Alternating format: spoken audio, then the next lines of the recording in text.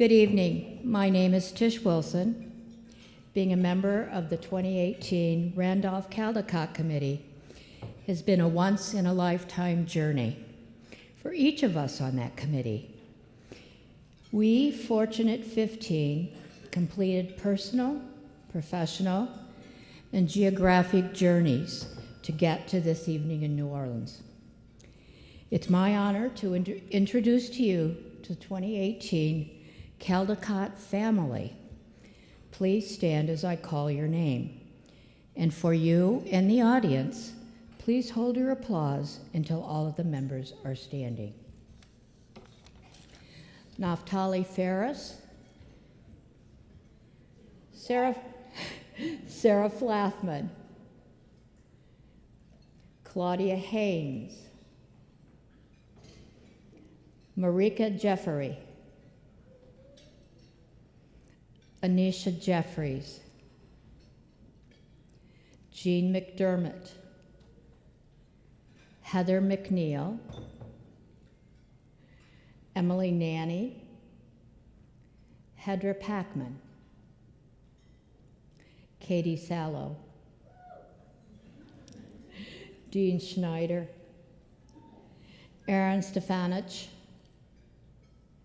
Sylvia Vardell, and Michelle Young.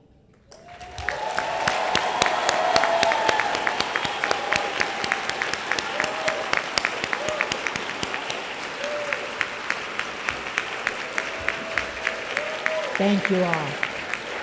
Okay. Each of the 5 illustrators honored tonight has made his or her own journey to get to this very special evening. For each book is a journey unto itself. The Randolph-Caldecott Medal is awarded annually to the illustrator of the most distinguished picture book for children, published in the United States in the preceding year. The 2018 Caldecott Committee chose 4 honor books. I'll use the words of my committee members to describe each book. In alphabetic order by title, they are Big Cat, Little Cat,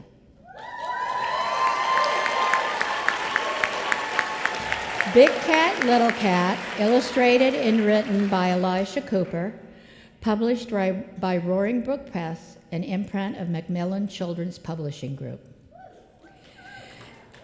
The effective use of black line art, carefully placed on white pages, introduce us to the journey together of 2 cats, close friends, until one day, the older of the 2 cats had to go away. He didn't come back, and that was hard until the day a new cat comes. And so the journey of life continues. Elisha Cooper, please come forward and accept the Caldecott Honors citation for Big Cat, Little Cat.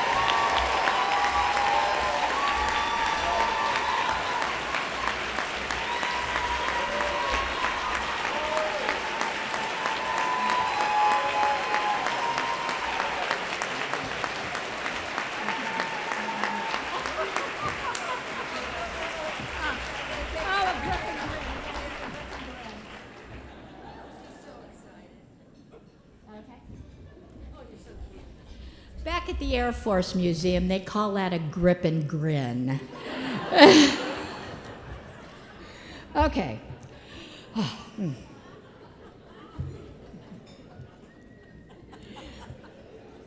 Crown, an ode to the fresh cut.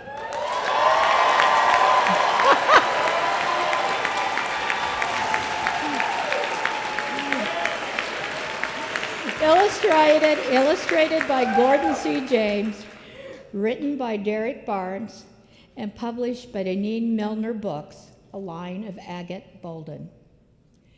Gordon's impressionistic oil paintings glow with life as they capture the journey of a young boy as he experiences the bravado, swagger, and joy of the barbershop, an African American tradition and institution. Gordon C. James, please come forward and accept the Caldecott Honors citation for Crown and Ode to the Fresh Cut. Oh, look at that. Look at that.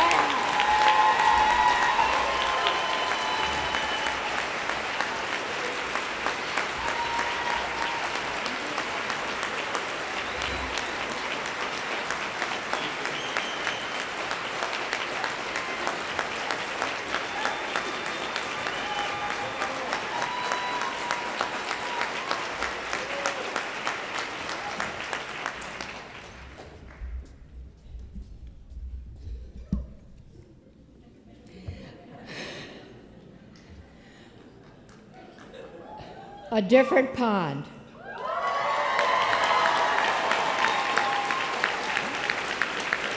Illustrated by Thi Bui, written by Phi, and published by Capstone Young Readers, a Capstone imprint. Thi's evocative, thick blue-black ink brushstrokes create an early morning journey of a father and son to a fishing pond. The two fish for the food that will be the family's meal that evening. This early morning journey recalls that of the father's life in Vietnam before coming to America. Thi Bui, please come forward and accept the Caldecott Honors citation for A Different Pond.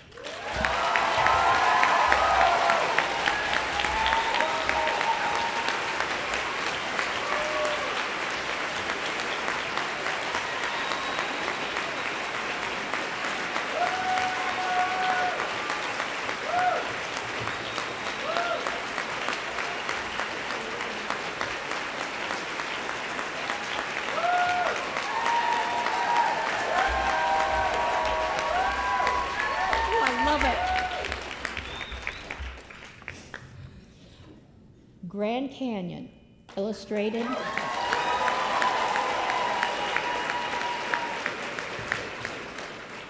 This is now on my life list.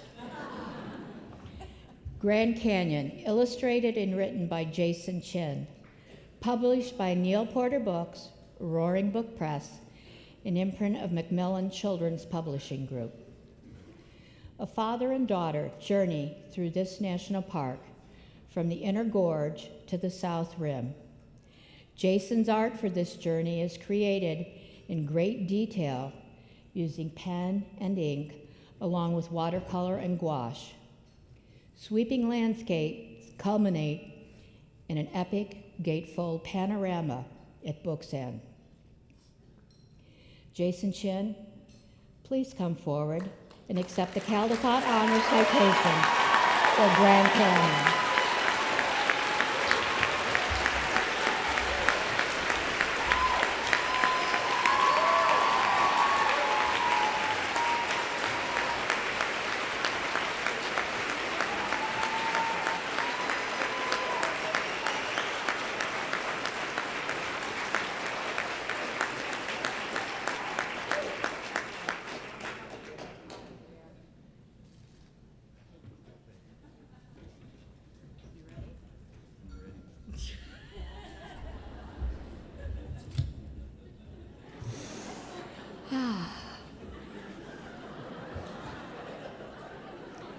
I've adopted all these authors and illustrators. I don't have any kids. These are my kids now. Oh. And finally, the recipient of the 2018 Randolph-Caldecott Medal for the most distinguished picture book for children is Wolf in the Snow.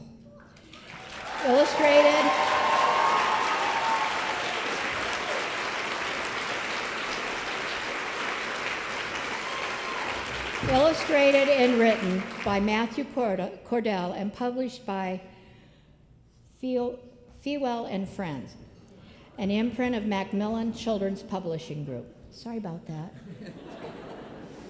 In this spare, nearly wordless picture book, a red-coated girl and a young wolf cub separately get lost in the snow and rescue each other. Matt uses pen and ink and watercolor wash to capture the frenzied snowfall and this brave girl's frantic, frightful journey. A strong use of color and geometry provide an engrossing, emotionally charged survival story. Matthew Cordell, on behalf of the 2018 Caldecott Committee, it is our privilege to recognize you and your achievement and to present you with the Randolph-Caldecott Medal for Wolf in the Snow.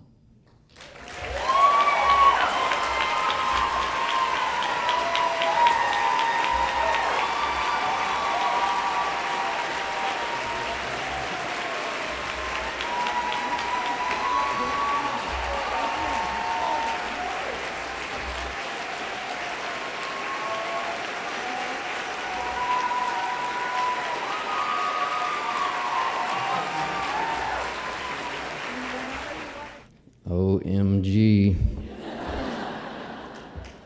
I can't imagine a more personally significant city to be accepting the Caldecott in. I've long admired New Orleans for its strength and resilience, beauty, its very diverse culture and artistic history. I think New Orleans represents our country and its people at our very, very best. And there's a saying sometimes heard, I agree.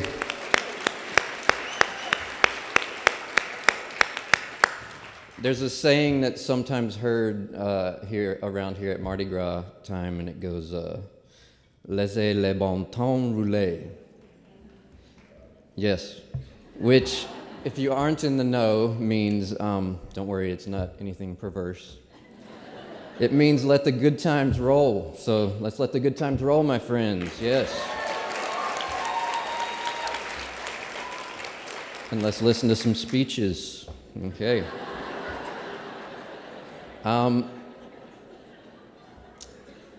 When I was 5 years old, I wanted to be a stuntman when I grew up.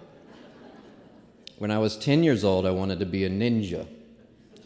When I was 15 years old, I wanted to be a professional skateboarder. When I was 20 years old, I wanted to be a graphic designer, suddenly a realist. It wasn't until I was a whopping 25 years old that I had any indication that I wanted to make books for children. By that time, I'd met a brilliant and beautiful young woman.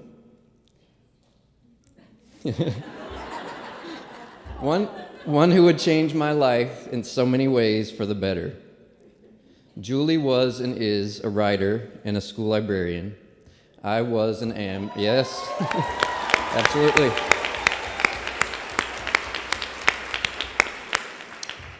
I was and am an artist.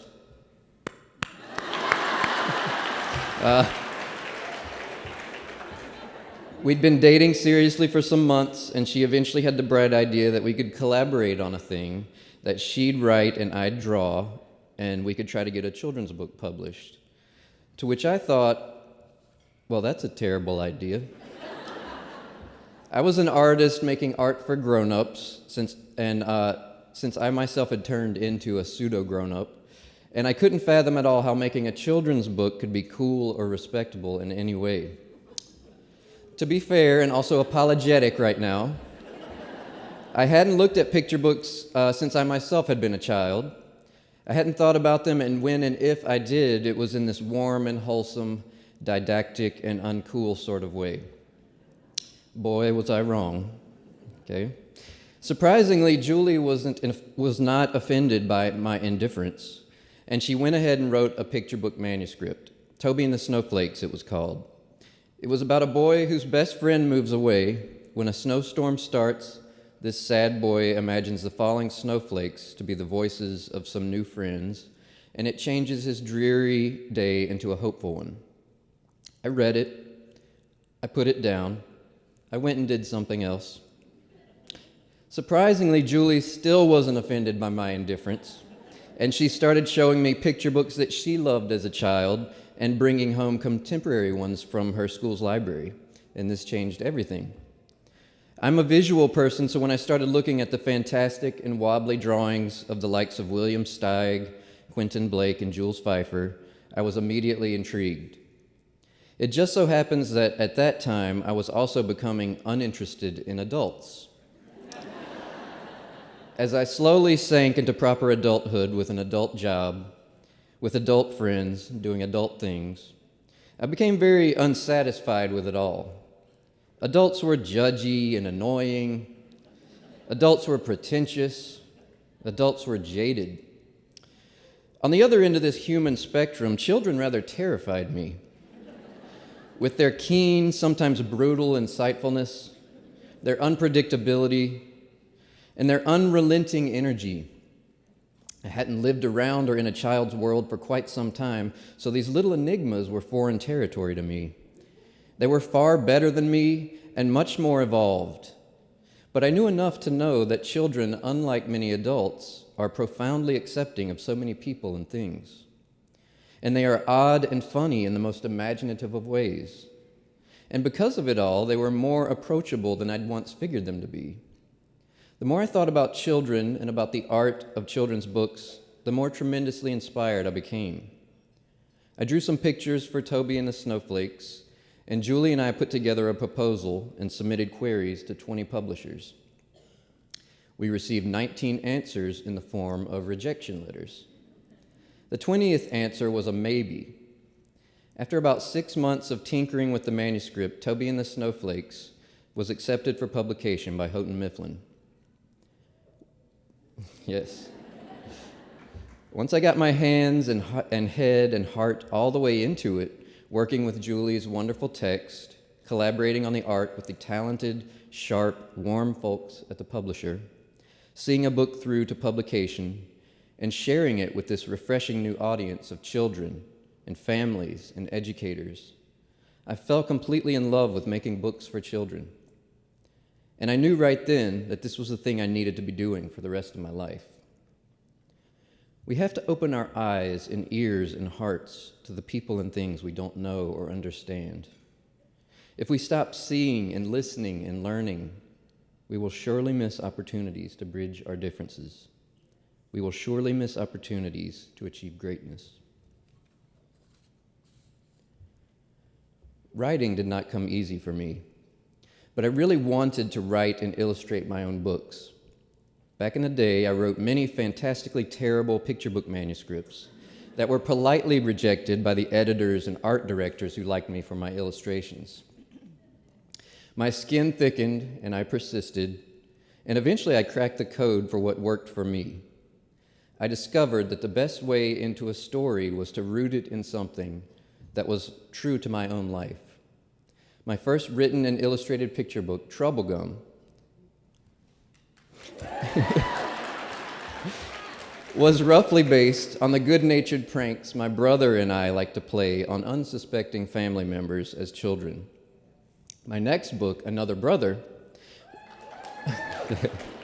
was about a funny moment I remembered when an obsessed toddler cousin of mine subconsciously copied everything his older brother did.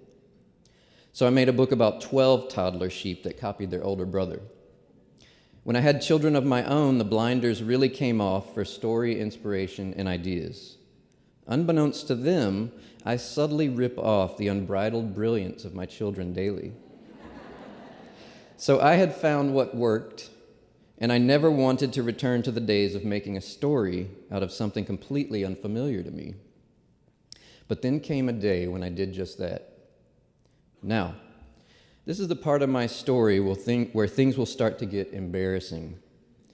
But not too many people are going to hear about this, right? It was the year 2013.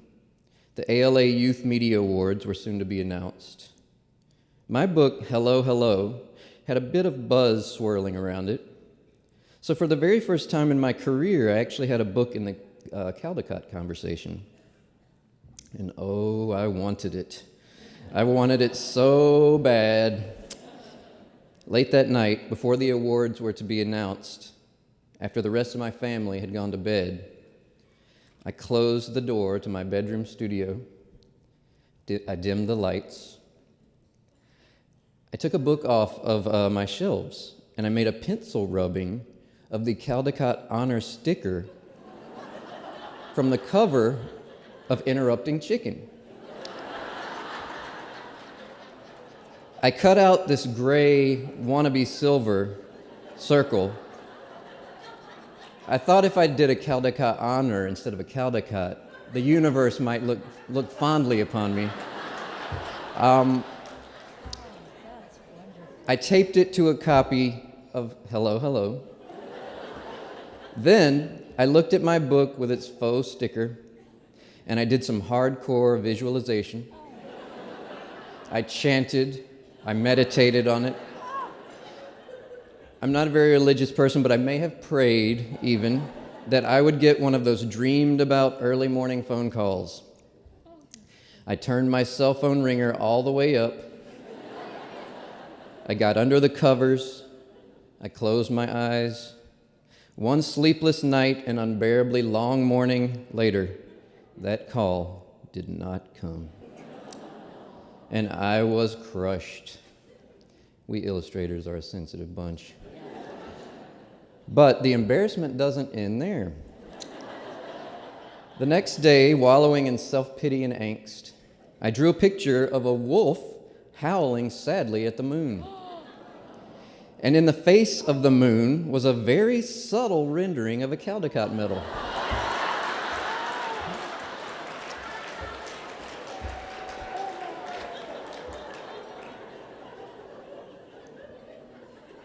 I posted the drawing on Facebook. I don't think anyone picked up on my Caldecott moon. It's possible they did, but it was just too awkward of a thing to mention. At any rate, the drawing, it helped. Turns out when you're feeling blue, it's cathartic to make pathetic, passive-aggressive art.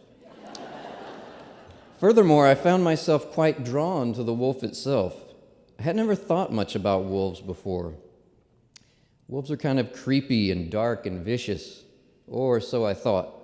So I drew some more wolves, and I liked doing it, so I drew some more wolves. Then I drew a wolf and a girl. The drawing was very minimal, but very dramatic. The girl and the wolf were standing in a white, snow-covered field, facing each other, close in proximity. The wolf was solid black and mysterious.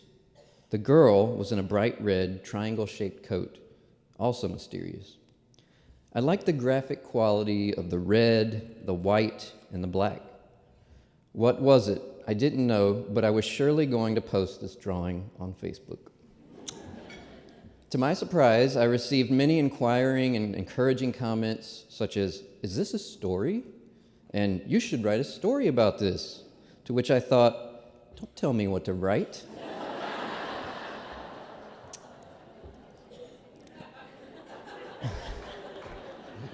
The truth was, I'd actually been thinking some of the same thing. Was there something more to these characters? I did want to draw them again. I did want to find their story, but it had been proven that pulling a story out of thin air was not my thing, so I didn't want to do that, not yet. Instead, I stepped away from drawing and I read about wolves. I learned about wolves. And what I learned was that much of what I thought about wolves was wrong, contrary to what I believed, contrary to misinformed thoughts about wolves. Contrary to misinformed stereotypes, contrary to what we'd read in those old big bad wolf tales like the Three Little Pigs and Little Red Riding Hood, wolves are not creepy or dark or vicious.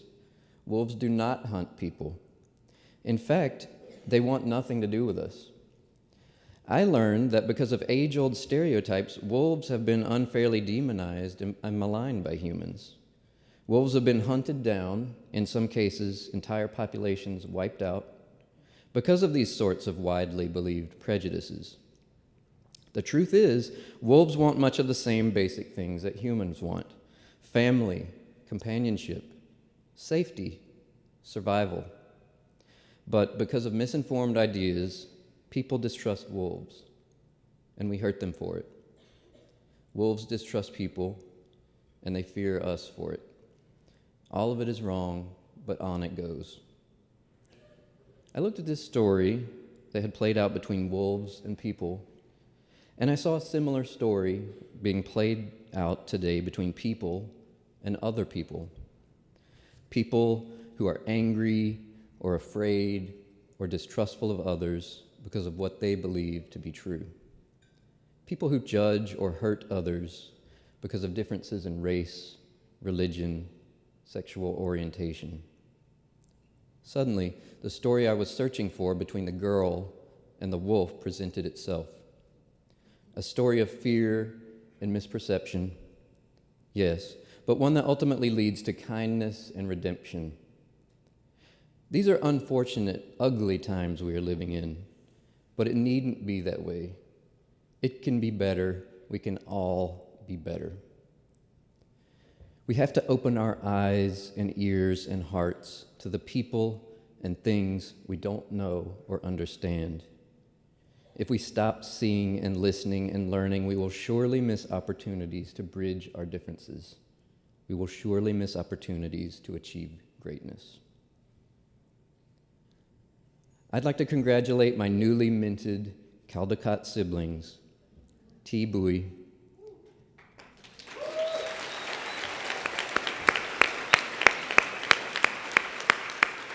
Jason Chin,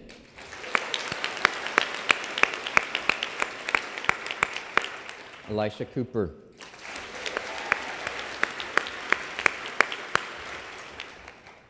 and Gordon C. James, on their esteemed accomplishments and beautiful books. Congratulations to Aaron and Trotta Kelly,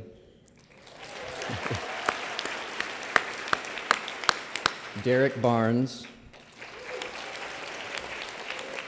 Jason Reynolds, and Renee Watson. Congratulations to Jacqueline Woodson.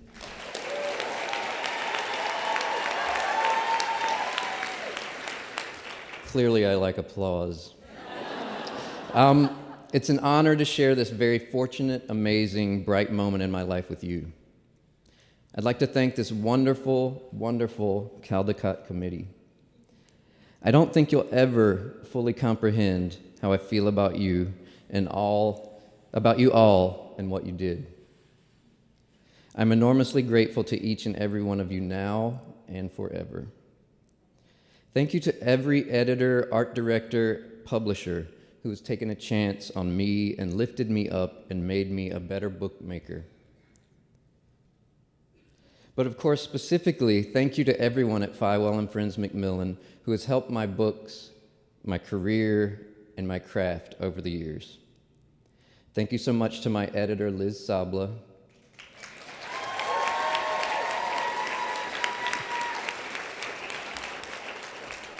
to my publisher, Jean Fywell,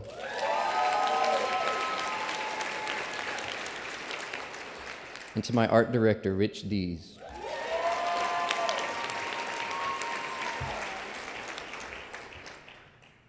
Thank you for having faith in this book and for helping to make it so much better. Thank you for your respect and friendship and collaboration. Thank you to my agent, Rosemary Stamola, for always believing in me and in this book and in all of my books. Thank you for having my back and Julie's too. You've seen me and my family through high highs and low lows, and we love you like one of our own. Thank you to my community of bookmaking friends who agreed to look at my sketches and came to my rescue many times as I was working on Wolf in the Snow. Most notably, my Chicagoland illustrator group, the Krusty Nibs, Stacy Curtis, Larry Day, Tom Lichtenheld, Eric Roman, and Chris Shaban.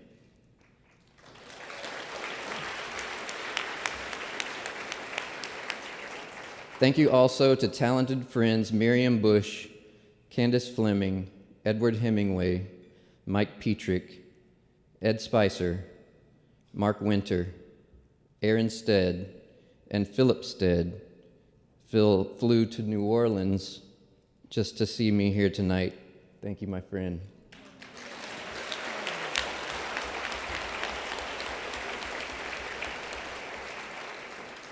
Special thanks to Kira Cassidy of the Yellowstone Wolf Project for taking the time to answer in depth my questions about wolves and wolf behavior. Thank you to the many teachers, librarians, and educators who have supported my books over the years. Thank you for your positive voices and for welcoming me into your schools and libraries. Thank you to the countless children who have enjoyed, appreciated, or bluntly rejected my books over the years. Children are the better versions of the rest of us.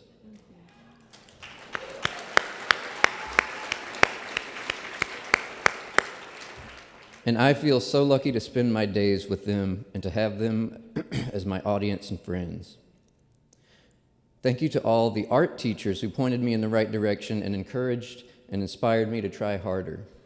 Teaching is an exhausting and selfless and all too thankless pursuit. More than ever, our children need heroes. They need look no further than in our schools and libraries.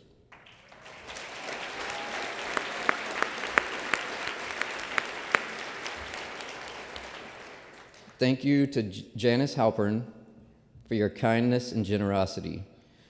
You're an invaluable part of the support system for me and my family, and I'm so grateful and blessed to have you in my life. Thank you to my mom for your love and encouragement and support. Growing up, times weren't always so easy, and I know you took the lion's share of bringing up Eric and me. Your tenacity, work ethic, and self-motivation inspires me to this day. Thank you for making my childhood safe and special.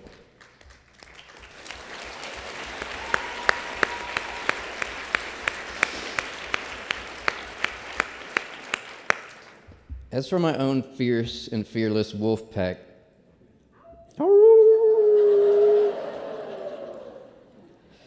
at the end of the day, everything I do is for you. Everything I do would be nothing without you. So thank you most of all to my wonderful wife, Julie, our alpha wolf.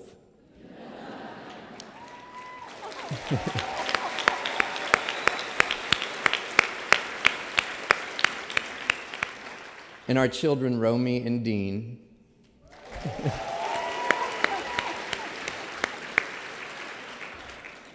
Thank you for your endless patience, love, and inspiration. Thank you so much, Julie, for reintroducing me to children's books. Thank you for believing in me and supporting me. Thank you for putting up with my silent brooding spells. The day I met you was the luckiest day of my life.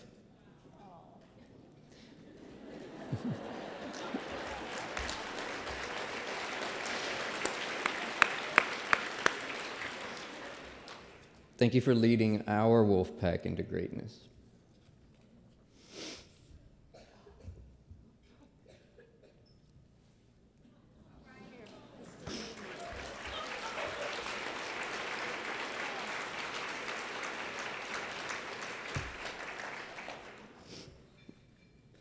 The last person I want to thank could not be here tonight. You see, my dad, my pop, he was slowly dying of pancreatic cancer while I was finishing the artwork for Wolf in the Snow.